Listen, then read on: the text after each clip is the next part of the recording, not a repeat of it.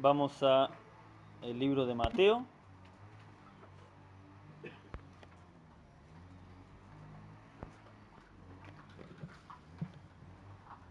Así continuamos con el estudio. Hoy estamos concluyendo el capítulo 12. Gracias al Señor.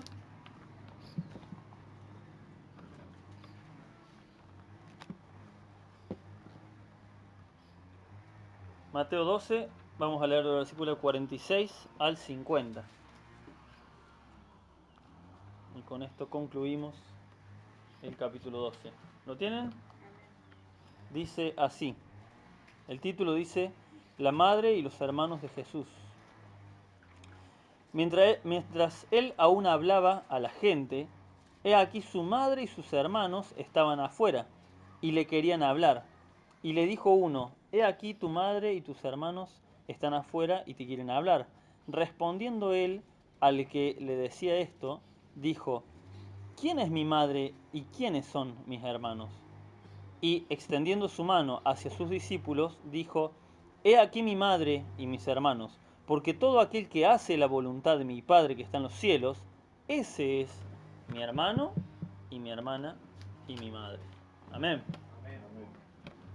Eh, Repasando un poquito de qué venía hablando el Señor, ¿no? Vemos que empieza diciendo: mientras él aún hablaba. Eh, esta interrupción de la madre y los hermanos de Jesús, hermanos, o sea, medios hermanos, porque eran hijos de María con José. Esta interrupción se da en el medio de cuando el Señor está hablando a los fariseos, lo que hemos visto, ¿no? Cuando el Señor hizo el milagro en este endemoniado, ciego, sordo, mudo, todo, todo el combo completo, le sanó el Señor, le hizo el, ¿cómo se dice cuando llevas el auto? Le hizo el service completo. Y que la reacción de los fariseos fue negativa. En lugar de darse cuenta que era el poder de Dios, lo niegan, ¿no? Y todo lo que hemos visto. El Señor les habla sobre la blasfemia contra el Espíritu Santo, el espíritu inmundo que vuelve, lo último que estuvimos viendo, ¿no? Y sobre la generación perversa que demandaba señal. Y cuando está, dice, mientras él aún hablaba, o sea, él estaba, no aclara si él terminó de decir estas palabras o esto fue una interrupción en medio de todo lo que ya estuvimos hablando. Es muy probable que haya sido una interrupción ahí, ¿no? Porque dice, mientras él aún hablaba, o sea, esta interrupción debe haber sido en el medio de todo esto que hemos estado estudiando estos días, en algún momento de esa disertación que le estaba dando, es que le avisan que lo vienen a buscar. Versículo 46 dice: Mientras él aún hablaba a la gente, he aquí su madre y sus hermanos estaban afuera y le querían hablar. Eso de que mientras él aún hablaba, imagínense que yo estoy acá predicando y viene mi mujer con mis hijos allá afuera y me dice y le mandan a decirme que yo vaya, que quiero hablar. Yo digo, ¿no se dio cuenta de que estoy en medio de una disertación, de que estoy dando la predicación? ¿A qué les huele eso? A una interrupción irrespetuosa, ¿sí? Porque él estaba hablando y él ya era considerado un rabí, un maestro, pese a que los fariseos no lo querían mucho, pero ya la gente lo seguía. Entonces ya era un rabí, ya era un maestro. En el medio de la predicación lo interrumpe la familia. Fíjense qué locura. Un detalle que uno lo lee al pasar y no se da cuenta, pero estamos hablando de una interrupción irrespetuosa de parte de María y de los medios hermanos, de parte de María, ¿no? Nunca se dice exactamente qué le querían decir, ¿sí? No se dice exactamente. Fíjense que después de eso no se menciona nada sobre el tema, no dice, bueno, al final le querían decir esto, nada, o sea, queda ahí, en esa introducción que el Señor no le dio cabida más que lo que acabamos de leer. Pero aunque no lo diga exactamente, estuve leyendo que varios, y no solamente uno, sino varios comentaristas coinciden en que lo que querían hacer está precisamente en Marcos capítulo 3. Vamos a ir a Marcos. Recordemos que hay tres evangelios que son sinópticos, o sea que cuentan las mismas historias de distintos ángulos, que son Mateo, Marcos y Lucas, ¿no? Estos tres los cuentan desde distintos testimonios, distintos ángulos. Y bueno, ya Juan es un libro bastante distinto, que estaría muy bueno tal vez, estaba pensando, tal vez cuando terminemos con Mateo, estaría muy bueno saltar directamente a Juan, porque a lo que hay en Marco y Lucas, mal que mal lo vamos viendo en Mateo. Pero Juan es totalmente distinto, hasta tiene historias distintas, es muy interesante cómo está contado. Pero vamos a Marcos, capítulo 3. Fíjense este detalle muy interesante que Marcos capítulo 3 en el versículo 20, los que tienen la Reina Valera van a notar que el título dice la blasfemia contra el Espíritu Santo. O sea, el tema que vimos hace un par de martes, ¿no? Está contando lo mismo. Dice, antes que nada, esto que voy a decir, no lo digo yo, porque a mí también me sonó raro, pero sin embargo, son varios los comentaristas que coinciden en que esta es la interrupción, nada más que está contada de otra forma, ¿sí? Dice, y se agolpó de nuevo la gente, de modo que ellos ni aún podían comer. Cuando lo oyeron los suyos, ¿sí? Los suyos, o sea, su familia, vinieron para prenderle, o sea, para detenerlo de lo que estaba haciendo, porque decían, está fuera de sí, está loco. Eso estaban diciendo, está loco. ¿Mm? ¿A quién querían detener? Bueno, esta es la interpretación que dan varios eruditos bíblicos. ¿Sí? No se especifica exactamente así, pero dice, y cuando lo oyeron los suyos, y inmediatamente después vemos todo este tema sobre la blasfemia contra el Espíritu Santo, es lo que se habla, es lo mismo, y en el versículo 31 ya empieza el tema de que vimos la madre y los hermanos. ¿Sí? Vinieron después sus hermanos, ¿ven? O sea, intentaron interrumpir en el medio de lo que estaba hablando, y luego parece que vinieron a interrumpir. ¿Sí? Primero lo dijeron, vamos a detenerlo porque esto se está haciendo un desastre. Dice porque creían que estaba fuera de sí. Creían que Jesús con lo que les estaba peleando, les estaba diciendo a los fariseos, estaba loco. ¿Cómo te vas a poner a pelear con los fariseos? ¿Sí? Esa es la interpretación de varios eruditos bíblicos, de que a esto se refiere esa interrupción irrespetuosa en el medio de la enseñanza. ¿Sí? Es raro verla a María así, ¿no? Tenemos una imagen de María que por más que no la idolatramos, pero sí la entendemos como una hermana que entendió. Pero lo cierto es que era humana. Y sus hermanos también, y los hermanos físicos carnales de Jesús también eran simples humanos. Eh, si esta interpretación es correcta, podemos deducir que todavía ni María ni sus hijos todavía habían recibido el entendimiento completo de quién era Jesús. ¿Sí? Luego más adelante vemos que sí, lo entienden bien. Pero todavía esto, fíjense que Mateo lo cuenta en el capítulo 12, pero Marco en el capítulo 3, o sea, casi al principio del Evangelio. Esto no fue muy lejano a cuando el Señor empieza su ministerio. ¿Sí? Recordemos lo que hemos estado viendo, y estos 12 capítulos son tal vez el primer año del ministerio todavía. ¿Sí? Todavía falta un rato. Así que si esta interpretación que dan varios eruditos es correcta, de que esa introducción es esto, de que querían detenerlo, prenderlo, o sea, como detenerlo, como cuando la policía detiene a alguien, pero los familiares, agarrarlo y llevárselo a la casa para parar lo que estaba haciendo, ¿no? ¿Qué estaba haciendo? Estaba haciendo milagros y estaba enseñando, ¿sí? Por algún motivo en sus cabezas esto era una locura, ¿sí? Más que nada por el lío que se estaba haciendo con los fariseos. O sea que podemos entender esto, muy importante, que entender la palabra de Dios a medias nos puede llevar a atentar contra Dios. Porque María ya había recibido la revelación de que ese hijo era el Mesías. Y sin embargo, en sus esfuerzos humanos, me hace acordar a Pedro cuando lo trataba de librar del Señor de la cruz, ¿sí? En sus esfuerzos humanos estaba intentando detener esta obra porque ella veía como que algo no estaba bien. Pero estamos hablando de Jesucristo, ¿sí? Miren lo peligroso que es tener la revelación a medias. Miren lo peligroso que es tener, no la revelación, sino el entendimiento a medias, ¿no? Vamos a ver esto más adelante. Versículo 47. Luego, al final, vamos a unir todo esto para que veamos por qué esta interpretación es así. Versículo 47. Y le dijo uno, he aquí tu madre y tus hermanos están fuera y te quieren hablar. Este versículo, lo único que tengo para comentarles, que es muy interesante la verdad para saberlo, es un pasaje que no está en el original. es una aclaración que pusieron, ¿sí? Los que lo tradujeron al español. Pero en el original no existe este versículo. Cuando leemos, si podemos leer el versículo 46 y saltar al 48, vamos a notar de que se entiende perfectamente. Es como una aclaración extra que pusieron por si alguien no lo entendía. Mientras él aún hablaba a la gente, he aquí su madre y sus hermanos estaban afuera y le querían hablar. Respondiendo él, al que le decía esto, dijo, ¿quién es mi madre? Ven que se puede saltar perfectamente y no hay ninguna interrupción ni ningún problema. Bueno, por lo que estuve, ¿cómo se llama? Por lo que estuve indagando exactamente, este versículo, por eso vos lo lees y es una aclaración, decía, no entendía cuál es el mensaje, porque recordemos que cada pasaje de la Biblia es muy importante, ¿no? Bueno, precisamente es uno de estos pasajes que no altera la Biblia, no altera lo que dice la palabra de Dios, pero el erudito que lo tradujo al español consideró que era como, a lo mejor quedaba medio colgado, aclaró de que alguien le estaba diciendo esto al Señor, ¿eh? Pues dice, y le dijo uno, he aquí tu madre y tus hermanos están afuera y te quieren hablar. Eh, es un detalle simplemente, pero es muy importante que sepamos, ¿sí? Es muy importante que sepamos, porque este es uno, puede ser uno de esos versículos que muchos usan para decir, ah, a la Biblia le agregaron como quisieron.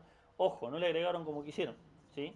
No tiene nada que ver con el pasaje aquel que dice, el que le quita a este libro de revelación, no tiene nada que ver con eso, porque no le está ni quitando, no le está agregando algo que altera la fuente original, ¿sí? Solamente está agregando una aclaración del versículo anterior para que conecte con el versículo posterior.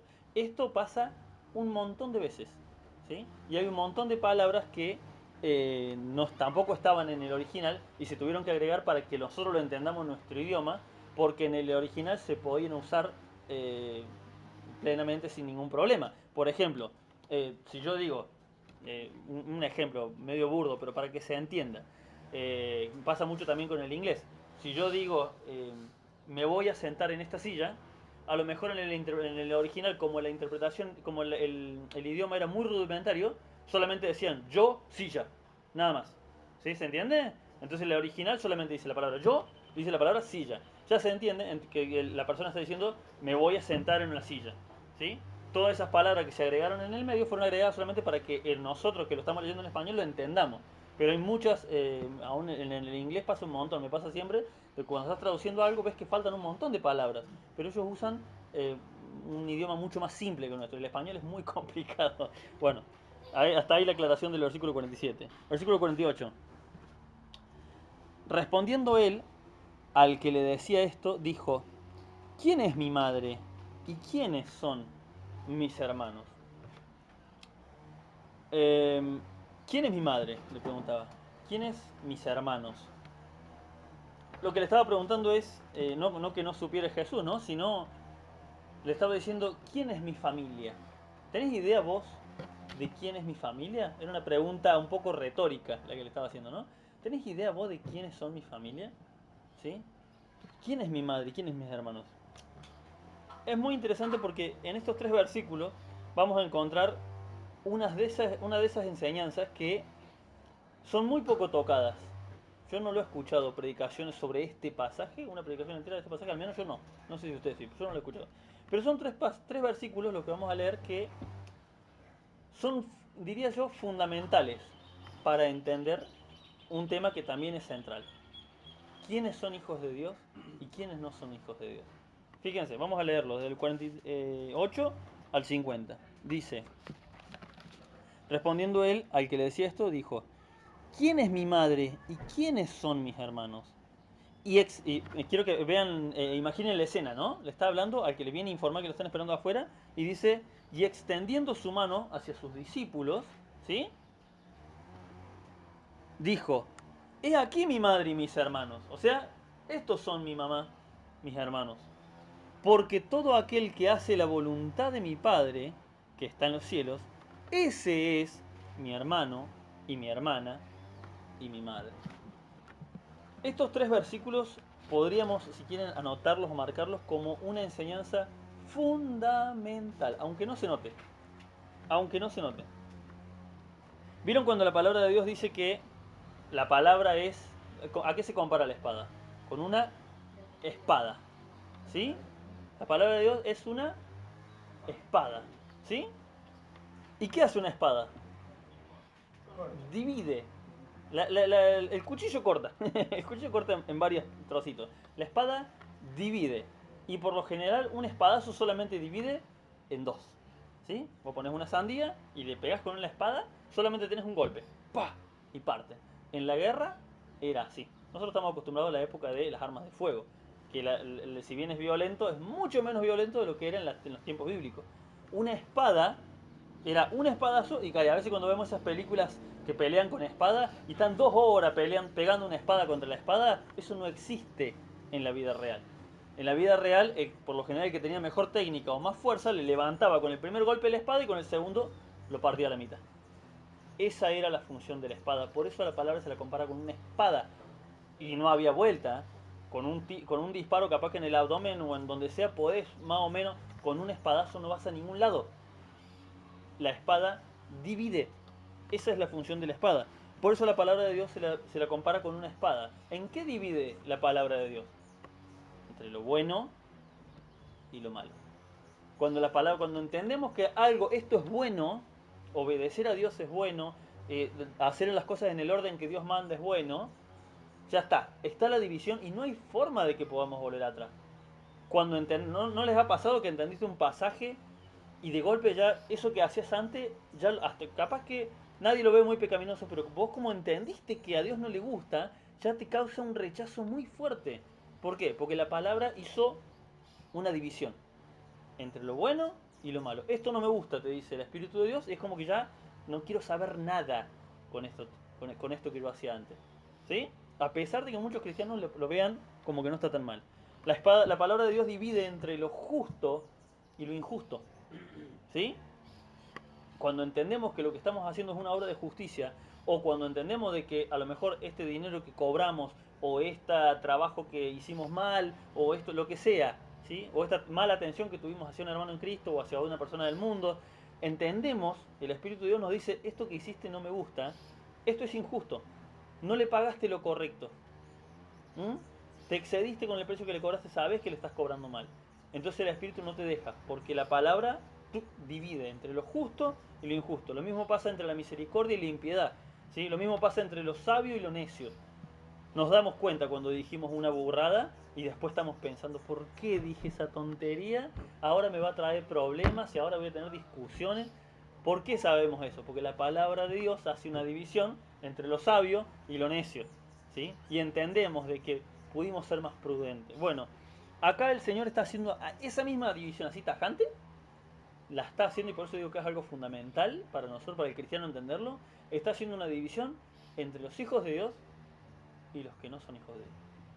Y es muy simple la división. Dice el Señor, porque todo aquel que hace la voluntad de mi Padre, este es mi familia. ¿Sí? Mi hermano, mi hermana, mi madre, lo que sea. Por eso dice todo, los aclara a todos, lo mete a todos. ¿Sí? No es que nosotros podemos ser madre de Jesús, simplemente es una forma de decir toda mi familia. Estos son mi familia. Y fíjense, y está hablando de familia nuclear. No está hablando de mis primos, mis tíos. Dice hermano, hermana y madre. O sea, la familia más apegada, los más cercanos. No dice padre, ¿por qué? Porque padre solamente hay uno, ¿sí? Que es nuestro Padre que está en los cielos. Pero entiende que la familia nuclear de él son los que obedecen a Dios. ¿Sí? No hay otra familia de Cristo. La familia de Cristo son los que obedecen a Dios y nada más. Ahí parte la palabra de Jesús. Claramente, María y Santiago, al menos, se convirtieron genuinamente. Eso lo vemos mucho más adelante, en todo lo que dice y hace María, y lo vemos en cómo Pablo habla de Santiago. Recuerdan que cuando vimos la carta de Santiago, el mismo Santiago no se identificaba como hermano de Jesús, pero era uno de los hermanos, o sea, de los medio hermanos de Jesús. ¿Sí? Eh, Viendo todo esto, sigo sin entender por qué se le sigue llamando la Virgen María. De hecho, tenía hermanos y hermanas. ¿Sí? Ambos tenían. No dice cuántos exactamente, pero se conocen los nombres de algunos. Creo que uno era Simón y el otro se llamaba, y Santiago, que era Jacobo. ¿Sí? Estos son los mencionados con nombre. Que es muy probable que hayan sido los dos que más actividad tuvieron. Los otros ni se los menciona. Es muy interesante que ni siquiera José se lo menciona más. ¿Sí? Pero los que tuvieron algún énfasis, alguna influencia, algo importante hicieron, se los menciona. En especial a Santiago, que de hecho tenemos una carta de Santiago que es escrita por el hermano en la carne, ¿no?, de Jesucristo. Vemos que María y Santiago se convirtieron, tuvieron una conversión genuina, luego de este hecho habrá sido, pero en algún momento lo entendieron, que eso es lo verdaderamente importante. Eh, pero lo interesante es que Jesús acá tuvo que hacer esta división y indirectamente, indirectamente, pero no dice literalmente, pero indirectamente, el Señor los está señalando como no cumplidores de la palabra de Dios. Fíjense cómo lo dice.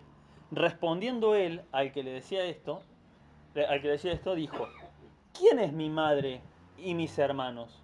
¿Sí? Y estaban ahí, lo estaban esperando. ¿Quién es mi madre y mis hermanos? Yo calculo que esto hasta lo escucharon los parientes, la madre y los hermanos. ¿Quién es mi madre y mis hermanos? Y extendiendo su mano hacia quién, hacia sus discípulos. Tenían sus errores, eran un lío. Pedro sobre todo, eran un lío. Tomás con su falta de fe, todos con lo que sea. Pero sin embargo, y ahí en el medio de ellos hasta estaba Judas. ¿Sí? Pero aún así, el Señor señala a quién, a sus discípulos. Enfrente de su madre, enfrente de sus hermanos, les estaba diciendo indirectamente: estos son los que cumplen la palabra de Dios. Sus hermanos todavía seguramente no habían creído en él. Su madre tal vez todavía tenía el entendimiento ahí, en bambalinas, no estaba muy cosa. Pero el Señor indirectamente les está diciendo, no les dice ustedes no cumplen la palabra, dice estos son mis hermanos, porque estos cumplen la palabra de Dios. Fíjense qué detalle importantísimo para que el Señor lo haya hecho así y encima en público. ¿Sí? Muy interesante. Fíjense esto, la actitud de María al hacer esto, ¿no?, con sus hijos y sus hijas, porque dice en otro lado que también había varones y mujeres, acá solamente menciona a los varones. Eh, la actitud de María y de ellos debe haber tenido una muy buena intención. No creo que haya sido con ninguna maldad, para nada. Tal vez la intención de María era salvar el honor de la familia, porque no te podés poner a discutir con los tipos más poderosos dentro de Israel, de ahí de donde estaban ellos. Los fariseos tenían un poder impresionante, un poder político me refiero, tenían mucha influencia. Tal vez la intención era, entre comillas, buena, ¿sí? Pero las buenas intenciones no nos justifican cuando hacemos las cosas mal, ¿sí? Esto que estaban haciendo era un error gravísimo y el Señor por eso los exhibe. Indirectamente, fíjense la precaución que tuvo de no decir ellos nada. Dijo, ellos son los que cumplen. Entonces, por más buenas intenciones que hayan tenido los hermanos y la madre y Jesús y María de tenerlo en teoría para cuidar su honor, la misma intención tuvo Pedro cuando sacó la espada para defenderlo. La intención era la mejor, defender al Mesías. Pero no va por ahí la cosa, le dice el Señor. ¿Sí? Podemos tener las mejores intenciones. No sirven las intenciones delante de Dios.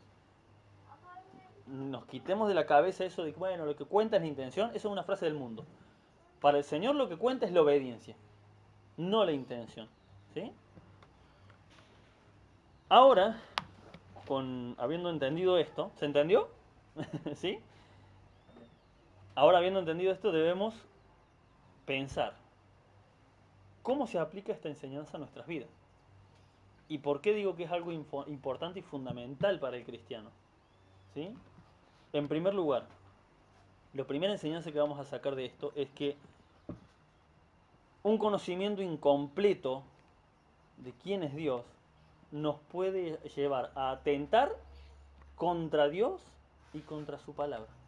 Lo que estaban haciendo María y los hermanos de Jesús era atentar contra el ministerio de Jesús. ¿Se dan cuenta? Estaban irrumpiendo en medio de una enseñanza, o de una disertación, o de lo que fuere. Estaban atentando, por eso les puse el ejemplo, imagínense que viene mi mujer y me interrumpe y me dice, me llama en el medio de la predicación. Es una falta de respeto muy grave, ¿sí?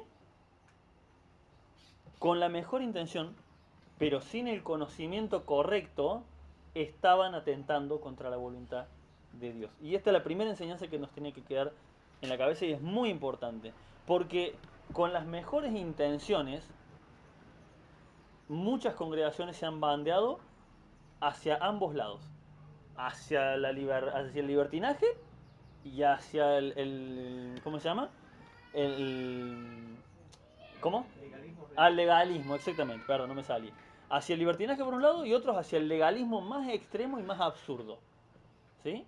Tenemos que tener cuidado, por eso es muy importante que, obviamente que nos congreguemos, pero que no dejemos de estudiar. ¿Sí? Porque si tenemos el entendimiento a medias, nos puede pasar este error. ¿En qué ejemplo les puedo poner de esto? Hay un ejemplo muy claro de una religión que yo no considero cristiana, no considero parte de los hermanos en Cristo, pero que consideran que donar sangre es un pecado, porque lo sacaron de que, como la Biblia dice que no debemos comer sangre, entonces tampoco debemos donar sangre. Sin embargo, la palabra de Dios dice que la vida del hombre está en su sangre, ¿sí? Y dice que qué mayor amor hay que el que da la vida por sus amigos. Entonces vos cuando donas sangre, ¿qué estás haciendo? Estás dando tu vida por los otros. No te vas a morir, solamente es un poco de sangre. Fíjense cómo una interpretación, ahí buscándole la vuelta, no, en esa religión no se permite donar sangre. Y así han permitido que se muera un montón de supuestos hermanos de la misma iglesia. ¿Sí? Fíjense lo peligroso que es no tener el entendimiento completo. ¿Sí? Y lo mismo el tema de los milagros. Porque un grupo se bandeó para el lado de que todo es milagro y que te tienen que orar y te tenés que caer, eso está mal. ¿En base a que Dios dice que puede sanarnos? Se agarró eso tan literal de que se fue para un lado. Ahora, ¿qué pasó del otro lado? Del otro lado, en muchas congregaciones bautistas y los hermanos libres se fueron para el otro extremo. Y dijeron, no, acá ni milagros ni nada, al punto de que han visto un milagro y no lo han querido reconocer. Y hay un montón de testimonios de esto. Fíjense lo peligroso que es bandearse para cualquiera de los dos lados. ¿Por qué? Por no tener el entendimiento completo. Por no buscar en la palabra de Dios qué quiso decir Dios y no qué quiero interpretar yo. Lo mismo pasa con el tema de la prosperidad. ¿Dios quiere prosperarnos? Por supuesto que sí, pero no es ni remotamente el tema central de la Biblia para estar todas las reuniones predicando de lo mismo. ¿A qué llevó esto? A que unas iglesias exijan el diezmo y otras iglesias directamente dicen, casi dicen que el diezmo es antibíblico. Una cosa, ¿se entiende? Es un peligro no entender la palabra de Dios de forma completa. Por eso es importantísimo estos estudios que estamos haciendo. Esa es la primera enseñanza. Un conocimiento incompleto de quién es Dios nos puede llevar a atentar contra Dios y contra su palabra. Con las mejores intenciones, pero nos puede llevar a esto. Segundo, y es una pregunta, ¿cuál es la atención correcta que merecen nuestros familiares carnales? ¿Mm? Es una pregunta porque sería importante que cada uno se lo haga a sí mismo. ¿Sí? No les voy a dar yo la respuesta. Creo que la respuesta es obvia. Pero yo les voy a preguntar, ¿cuál es la atención correcta que merecen nuestros familiares carnales? ¿Mayor o menor que la atención hacia nuestros hermanos en Cristo? No me respondan. Piénsenlo en base a lo que leímos. ¿Qué importancia el Señor le dio a sus familiares carnales y a su nueva familia que eran los que verdaderamente creían en la palabra de Dios? ¿En quién puso su atención completa el Señor? ¿Mm? Lo pensemos de esa madre, de esa manera. El mismo Señor dice en otra parte, el que ama a padre o madre más que a mí, no es digno de mí. Así que esto nos tiene que llevar a reflexionar también sobre la atención que le ponemos a nuestros familiares terrenales. Porque con la mejor intención, y yo entiendo que hay gente que, yo por ejemplo no tengo ni primos, ni tíos, nada muy cercano con cosas, así que a mí me es fácil por ahí cumplirlo. Pero yo sé que hay mucha gente que siente mucho más cariño por sus primos, por sus tíos. ¿Y esto a qué ha llevado? Y todos lo sabemos. A que justo siempre caen en el medio cuando está saliendo para la reunión. ¿Qué habría hecho Jesús en ese momento? ¿Qué hizo el Señor en este momento que le querían interrumpir la reunión? ¿Sí? Es muy importante que le demos el lugar que le corresponde a la familia y que le demos el lugar que le corresponde a la familia de Cristo. ¿Sí? ¿Qué familia, según Dios, es más importante? Contésteselo cada uno a sí mismo. Y tercero, lo primero, El conocimiento incompleto nos lleva a atentar contra Dios. Lo segundo, ¿cuál es la familia que debe tener mayor atención? ¿La carnal o la espiritual? Y tercero, ¿entendemos realmente que el que no cumple la palabra de Dios no es hijo de Dios? Y esto, acá nuevamente la división es tajante. Y no la hago yo, la hace la palabra de Dios, la hizo Jesús mismo. Porque muchas veces, nuevamente, con la mejor intención, seguimos creyendo que ciertos predicadores o ciertos adoradores, le llaman ahora a los cantantes, son hijos de Dios porque, bueno, tienen unas canciones que son muy lindas, pero ¿y el resto de las canciones? ¿Y el resto de las predicaciones? Tienen una en la que justo le pega el versículo y habla correctamente. ¿Y el resto de las predicaciones? Tengamos mucho cuidado, ¿sí? Porque la palabra del Señor, y no la dijo Pedro, no lo dijo Pablo, no lo dijo Juan en el Apocalipsis, lo dijo Jesús. El que no hace la voluntad del Padre no es hermano de Cristo, o sea, no es hijo de Dios. El que hace la voluntad de mi Padre, ese es hijo de Dios. Es casi, es como tan básico, es casi como que si tocas te quemas, si no tocas no te quemas. Es lo mismo, como hablarle a un niño, nos está hablando como a un niño. El que hace la voluntad de mi Padre, ese es hijo de Dios. Identifícalo. ¿Sí? Yo he conocido gente de que escuchaba cierto predicador, que no lo voy a mencionar porque no vale ni la pena, que se empezó a bandear y se bandeó del todo. Pero una vez entré a la casa y estaban escuchando una predicación de este predicador y justo hablaba bien la palabra de Dios, estaba hablando de Cristo. Y digo yo, ¿qué le pasó a este? ¿Se volvió cristiano de golpe? Y me dicen, no, no, dice, tiene muchas predicaciones que más o menos, pero tiene algunas que son muy certeras, ¿eh? Así que dice, hay que hacer como dice la palabra, escudriñarlo todo y retener lo bueno. Y con el escudriñarlo todo se comieron todas las predicaciones de ese hombre y se comieron el verso de la prosperidad, se fueron de la iglesia, armaron su propia iglesia, un desastre, con el verso de que, escudriñarlo todo. La palabra de Dios no se refiere a eso. Porque si tuviéramos que escudriñarlo todo, nos tendríamos que ir a leer libros del satanismo para escudriñar todo y retener lo bueno. No sé qué vamos a sacar de bueno del libro de satanismo. No va por ahí la cosa. Escudriñarlo significa examinar. Tené cuidado. Tené ojo. ¿Mm? Tené ojo con la predicación que escuchás. Tené cuidado con la música que escuchás. Porque muchos le tienen tanto temor a la música del mundo y la música cristiana a veces tiene cada herejía que el pastor sabe, me dará la razón, que te agarras la cabeza, que yo mismo apenas empecé a tocar acá en la iglesia, la primera canción que toqué, una de las primeras canciones, el pastor me dice, mira, fíjate, te quiero decir esto, mira, y me hizo ver que verdaderamente esa canción no tenía mucho de bíblico que digamos. Era algo muy bonito, sonaba muy lindo, pero casi que parecía que no hablaba de Dios, parecía que hablaba del otro, parecía que alababa al otro. y cuando vos vas a la fuente y ves de quién es la canción, ah, mira vos, qué casualidad. Justo de uno de estos que andan en la farándula cristiana. ¿Mm? ¿Amén? ¿Cuáles son las tres cosas que tenemos que tener en cuenta?